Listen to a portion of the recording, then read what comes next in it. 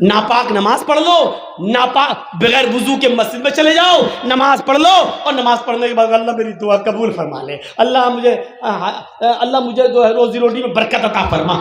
اب آپ غور کرو، یہ سارے غلط کام کرنے کے بعد آپ دعا مانگیں گے، دعا قبول ہوگی؟ دعا قبول کہاں ہوگی؟ جب آپ کا رزق بھی حلال ہو۔ آپ نے 100 روپے کا پنجابی خریدا، 99 روپے آپ نے رکشہ چلایا، ای رکشہ چلایا، ٹوٹو چلایا، اور کرتا مل رہا ہے 100 روپے کا، پنجابی مل رہا ہے 100 روپے کا، 99 روپے آپ کے محنت کے، 1 روپیہ آپ کو حرام کا مل گیا، آپ نے 100 روپے ملا کے پنجابی لے لیا۔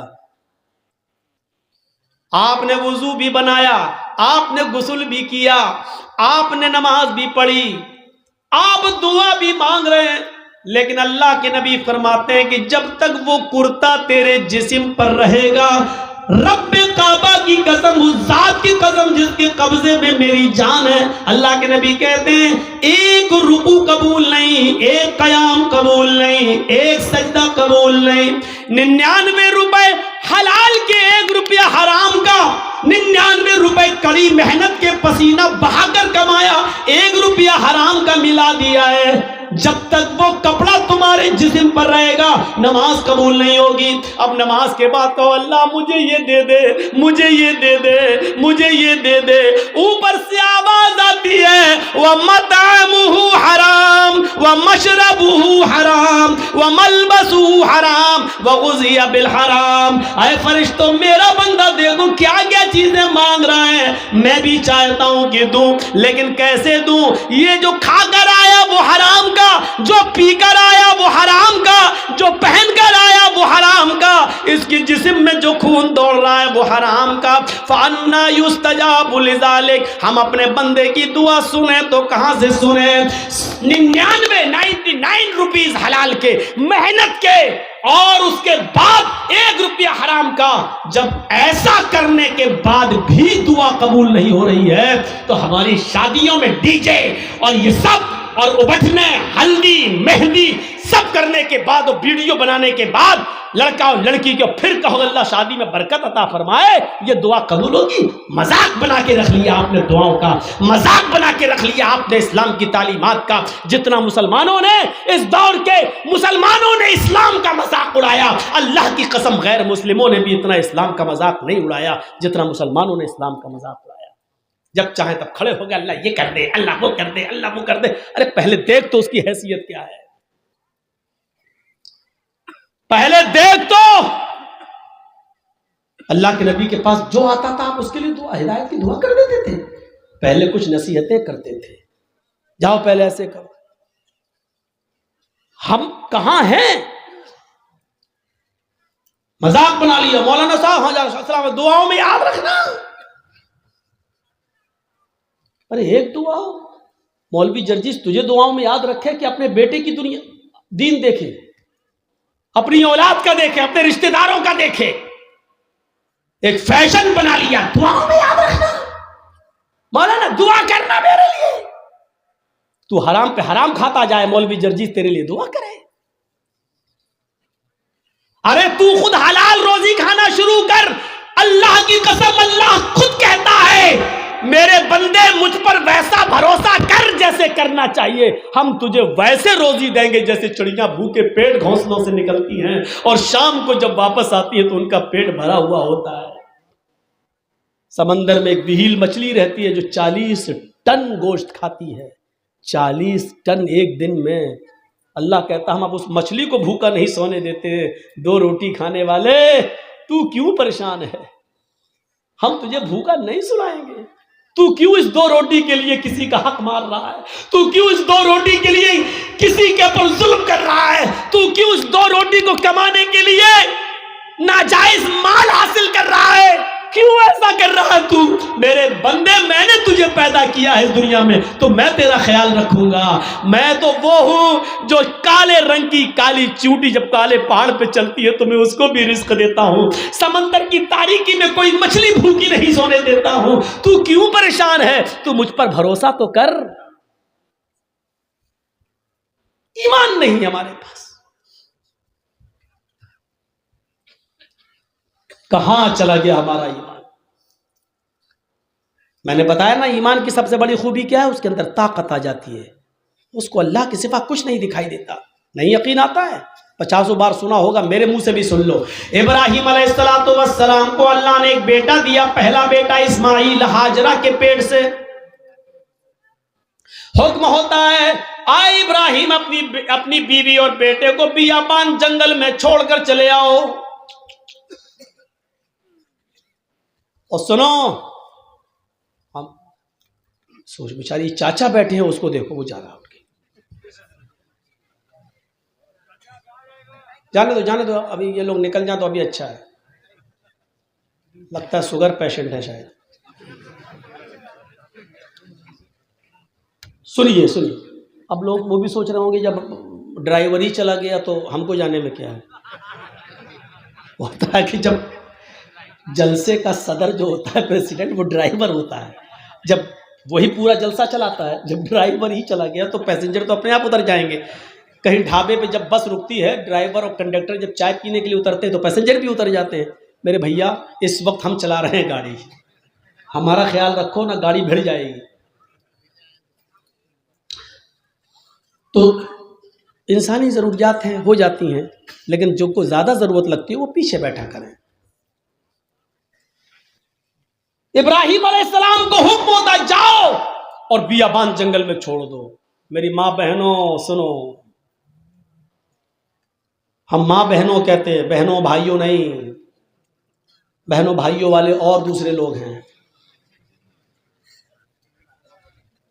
تھوڑا سا تو فرق ہونا چاہیے نا، ڈفرینٹ ہونا چاہیے، ورنہ لوگ کہیں گے ان میں فرق کیا رہ گیا ہے. بہت فرق ہے، زمین و آسمان کا فرق ہے. ابراہیم علیہ السلام کو حکم ہوتا اور وہ اپنی بیوی کو میدان مینا میں چھوڑ دیتے ہیں. سوچئے تو صحیح، جن لوگوں نے حج کیا ہے اس وقت ان کی نظریں اس جگہ پر ہوں گی، اور جنہوں نے نہیں کیا ہے وہ ذرا آؤ، میں تمہارے سامنے ایسا نقشہ کھینچوں تمہیں بھی لگے کہ ہاں جرجیت صاحب جو نقشہ کھینچ رہے ہیں گویا کہ میں اسی مکے میں ہوں. جس جگہ پر ابراہیم علیہ السلام نے اپنی بیوی ہاجرہ کو چھوڑا اس وقت ان کے پاس تھوڑا سا ستو تھا، 1 دن کا یا 2 دن کا پانی تھا بس. ایسی جگہ پہ چھوڑا جہاں بڑے بڑے درخت تھے، پیڑ تھے، ٹریز تھی بہت زیادہ، لیکن ان درختوں پر کوئی چڑیا نہیں بیٹھی تھی، کوئی پرندہ نہیں بیٹھا تھا. چڑیاں بھی ایسی جگہ پر گھونسلے بناتی ہیں جہاں آس پاس ان کو پانی مل جائے، لیکن وہاں تو آس پاس کہیں پانی ہی نہیں. اس لیے چڑیوں نے، کووں نے، کبوتروں نے گھونسلے بھی نہیں بنائے. پانی نہیں تھا دور دور تک. ٹھنڈا ہو گیا ہو تو دو، نہیں تو اب تو آواز صحیح ہو گئی، لیکن تھوڑا پیتے رہیں گے تو اچھا. کل بھی بہت دور پروگرام ہے، علی پور دوار، نیو علی پور دوار، کافی دور ہے تو نکلنا بھی ہے. تو سنیے میرے بھائیوں، لیکن ہے بنگال ہی میں. تو ایسی جگہ پر چھوڑا اپنی بیوی کو. اب بیوی کو کیا معلوم تھا؟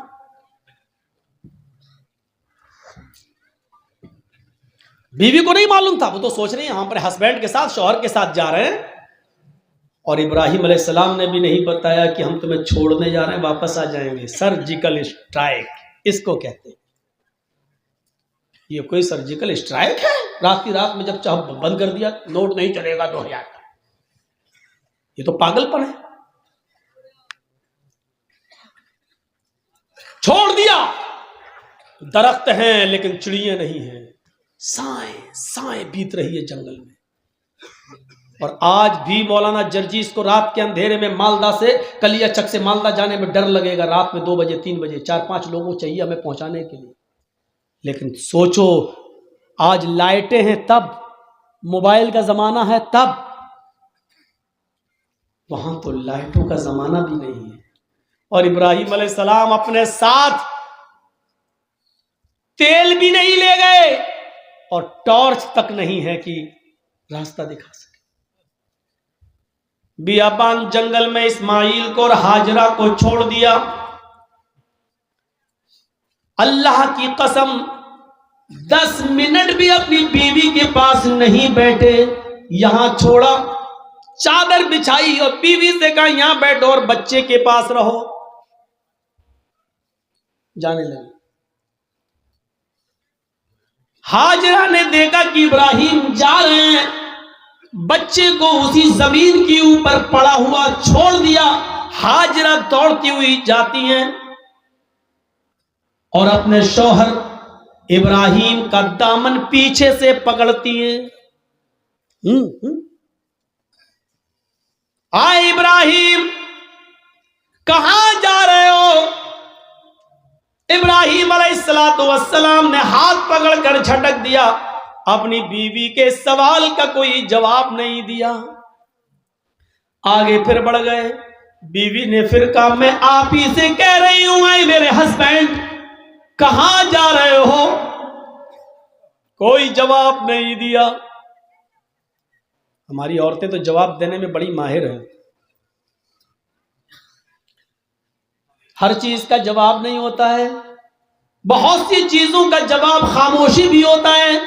ابراہیم علیہ السلام اپنی بیوی سے کے سوال کا جواب نہیں دے رہے ہیں. جانتے ہیں کہ جواب دیں گے تو دوسرا سوال اٹھے گا, اس کا جواب دیں گے تو تیسرا اٹھے گا, وقت کی بربادی ہوگی. چلے آگے. بیوی نے پھر کہا اے ابراہیم کیا مجھ سے کوئی غلطی ہو گئی؟ ایک بیوی کا جو فرض ہے کیا میں اس کو نبھانے میں ناکام رہی؟ کیا میں نے آپ کے ساتھ کوئی غلط کیا؟ کیا آپ مجھ سے پریشان ہیں؟ میں نے آپ کو کبھی کسی چیز کا دکھ دیا ہے؟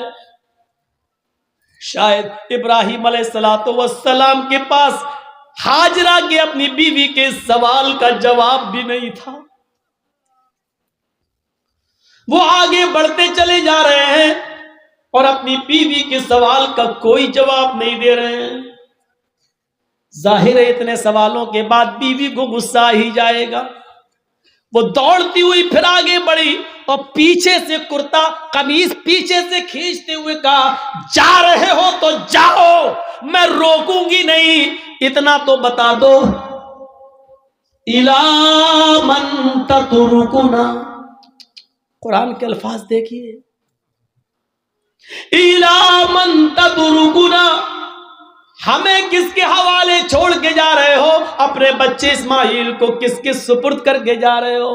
یہاں جنگل ہے, بیابان جنگل ہے, درندوں کی آوازیں آ سکتی ہیں, خطرناک جانور بھی آ سکتے ہیں, یا کوئی قافلہ آ گیا اور میری عزت و آبرو کو لوٹ لیا, ہماری عزت کو تار تار کر دیا, تو کل جب آپ آؤ گے اور میں آپ کو چہرہ دکھانے کے لائق نہ رہی, پھر میں آپ کو کیا جواب دوں گی؟ جا رہے ہو تو جاؤ, اِلَىٰ مَن تَتْرُكُنَا, ہمیں کس کے سپرد کر کے جا رہے ہو؟ ہمیں کس کے حوالے کر کے جا رہے ہو؟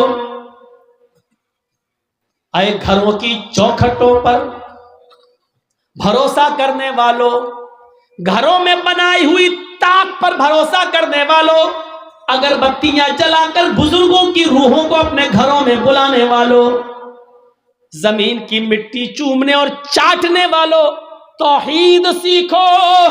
بیوی نے کہا اِلَىٰ مَن تَتْرُكُنَا, ہمیں کس کے سپرد کر کے جا رہے ہو؟ ہمیں کس کے حوالے کر کے جا رہے ہو؟ آواز آتی ہے. یہاں ابراہیم نے اپنی بیوی کے سوال کا, اس کوشچن کا جواب, اس کا آنسر دیا اور اس کو ضروری سمجھا. ابراہیم نے پیچھے مڑ کے نہیں دیکھا, لیکن اپنی بیوی کے سوال کا کہ مجھے کس کے سپرد کر کے جا رہے ہو, مجھے کس کے حوالے کر کے جا رہے ہو, اس کا جواب دیا انگلی سے اشارہ کر کے اِلَى اللَّهِ. آئے میری بیوی, میں نے تجھے اور تیرے بچے کو, اپنے بچے کو اسماعیل کو اللہ کے سپرد کر دیا ہے, اللہ کے حوالے کر دیا ہے, اللہ کے حکم سے میں نے یہاں چھوڑ دیا ہے. اب اللہ جہاں حکم دے گا میں جا رہا ہوں. کب آؤ گے پتہ نہیں, ایک دن بھی لگ سکتا ہے, ایک ہفتہ بھی لگ سکتا ہے, ایک مہینہ بھی لگ سکتا ہے. 1 سال بھی لگ سکتا ہے، 10 سالیں بھی لگ سکتی ہے، یہ بھی ہو سکتا ہے کہ نہ سکوں۔ کوئی جواب نہیں، کس کے سپرد؟ اس کا جواب دیا اللہ کے۔ بس اب ہاجرہ مسکرا دیتی ہے، جانتی تھی ایمان کیا ہے۔ دیکھیے، جو خوف تھا کہ شیر نہ کھا جائیں، جو خوف تھا اس جنگل میں کوئی آ کر میری عزت و آبرو نہ لوٹ لے، جب ہاجرہ نے سنا، میرے شوہر نے کہا اللہ کے، ایمان دیکھیے، دامن چھوڑ دیتی ہیں، طاقت آ جاتی ہے ایمان کی ہاجرہ کے اندر، اور کیا کہتی ہیں؟ اب آپ جائیے، اب آپ جائیے۔ ابراہیم نے پیچھے مڑ کے نہیں دیکھا، چلے چلے جا رہے، پیچھے مڑ کے دیکھیں گے بچہ انگوٹھا چوس رہا ہے، پیر ہلا رہا ہے، کہیں بچے کی محبت میرے دل میں جوش نہ مار جائے، کہیں ہم پھر اپنے بچے کے پاس لوٹ کے نہ آ جائے، کہیں اللہ کے حکم کی نافرمانی نہ ہو جائے۔ پیچھے مڑ کے نہیں دیکھ رہے، ایمان قربانیاں مانگتا ہے۔ تم ڈی جے کی قربانی نہیں دے سکتے ہو، نام ہے اکرام الدین، نام ہے تجمل، نام ہے طفیل احمد، نام ہے محمد جرجیس، نام ہے محمد فلاں محمد فلاں۔ پوچھو قربانی کیا دی ہے؟ کچھ نہیں، لی اور ہے دوسروں کی، دی تجھ۔ اب جاؤ، چھوڑ دیا۔ جب ابراہیم 10 قدم آگے بڑھ گئے، تب بیوی نے کہا آپ میری فکر مت کرنا، اس بچے کی فکر مت کرنا، ابراہیم اپنے کام میں من لگانا، اللہ تمہیں جس کام کے لیے بھیج رہا ہے اس کام کو دل و جان سے کرنا، میری فکر مت کرنا، میری طرف دماغ مت لگانا، اس بچے کے بارے میں مت سوچنا۔ آئے میرے ہسبینڈ، آپ نے مجھے اللہ کے سپرد کر دیا ہے، میں آپ سے وعدہ کرتی ہوں اذن لا یضیعن اللہ ابدا، اللہ اب ہم کو ضائع نہیں کرے گا، اللہ اب ہم کو برباد نہیں کرے گا۔ کیا توکل تھا، کیا بھروسہ تھا، کیا بلیف تھا اللہ کی ذات پر۔ اب آپ کو جہاں جانا ہو جائیے، اللہ اب ہم کو ضائع نہیں کرے گا، اللہ ہم کو اب برباد نہیں کرے گا، اللہ ہم کو اب رسوا نہیں ہونے دے گا۔ اب آپ اپنا کام من لگا کے کرنا، اللہ کا کام من لگا کے کرنا، اس میں کوتاہی مت ہونے دینا۔ یہاں ہم سنبھال لیں گے، ہم دیکھ لیں گے۔ ایک بیوی نے اپنے شوہر کی ایسے ہمت بنائی اور ان کے کام میں تعاون کیا اور رکاوٹ نہیں بنی، دین کے لیے جانے دیا۔